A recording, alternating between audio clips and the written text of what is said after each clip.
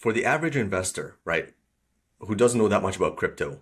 I mean, I don't know that much about crypto. I own a little bit of crypto, and I bought it all through like Coinbase, right? Because Mm, that's really the platform that to me mm, seems safe and whatever. And mm, to someone like me, mm. how would you kind of get past the abstractness of crypto? Because you mentioned there's like 23,000 different, cryptocurrencies out there.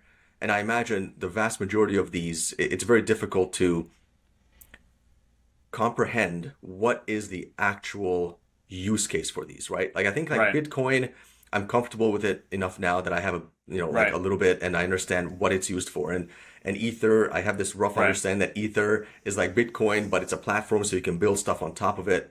And right. then I'm hearing rumors that XRP is used like by banks for transfers. I'm like, okay, that sounds like a real use case. How many Right. other of these coins are there that actually have like a tangible non-abstract use case? Right. So that is the multi-trillion dollar question right there, right? But a couple of I think a couple of relevant points there, right? So firstly, I think just kind of even zooming back out beyond just crypto specifically, I think it's important to think about markets overall, right? So I think the mainstream media and just media in general loves to talk about crypto. It sells, the volatility, all of that stuff.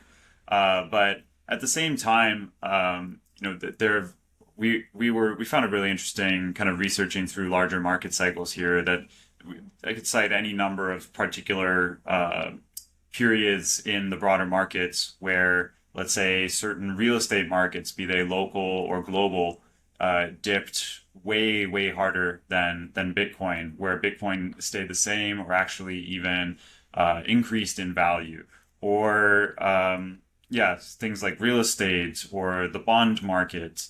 There's certain bonds, depending on the timeline, where if you'd invested into even seemingly steady investments like bonds, which are kind of branded as the kind of the workhorse, the reliable workhorse of the investment world, you could have lost way more money. Where Bitcoin was actually going up over the same time horizon. So the point being not who has the best asset. The point is that the larger tapestry of investing should require diversification. So, for example, I mean, I would be the first person to say, don't put all of your money into really anything unless you're willing to deal with the consequences of that, right?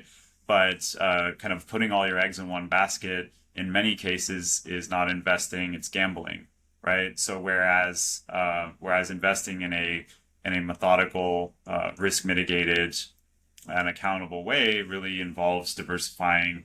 For a lot of people, that'll include some stocks, it'll include some bonds, some real estate, some crypto, maybe some precious metals, which they're often kind of conflated that crypto is like or Bitcoin is digital gold, but they really do have in many cases different behavior.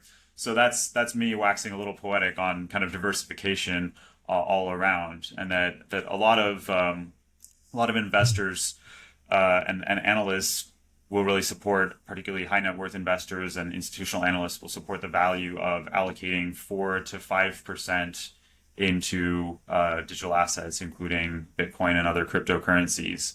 Where you will see some people who are saying, "I'm never going to touch this stuff," and you'll see other people who just kind of went all in and sold their car and and their house and stuff. And for some of them it paid off, and for some of them it really didn't. But conversely, an approach that is methodical and measured, a lot of experts will say, a little bit in strategic areas. Beyond that, I think trying to identify overall value, there is I would say there is somewhat. I mean, it's always a challenge, even in the stock market, right? I mean, especially in a world of, say, the meme stocks and such. This has made us a lot more conscious of the fact that a stock price is not a pure equation of It's kind of the utility or the financial value that it's providing to say its customers. It's also about sentiment. It's about fear. It's about greed. It's about uncertainty. It's about all of these different things. But most of the time, there is a opportunity to evaluate fundamentals around digital assets such as Bitcoin. There's an opportunity to explore the correlation that the asset price has with other cryptocurrencies, as well as with, let's say, other asset classes, bonds, stocks, etc. There's the opportunity to look at basically risk-adjusted rate of return projections. There's opportunity to look at at the underlying utility as related to just kind of use cases in general, adoption, partnerships, social media sentiment, many other areas. And so it's different than in some ways than evaluating a stock, but that doesn't necessarily mean it's some kind of super special use case. Asset classes in general just are different. You wouldn't take the exact same approach evaluating the potential of real estate as you would of a stock, but that doesn't mean that you would all of a sudden just kind of abandon all analytical frameworks.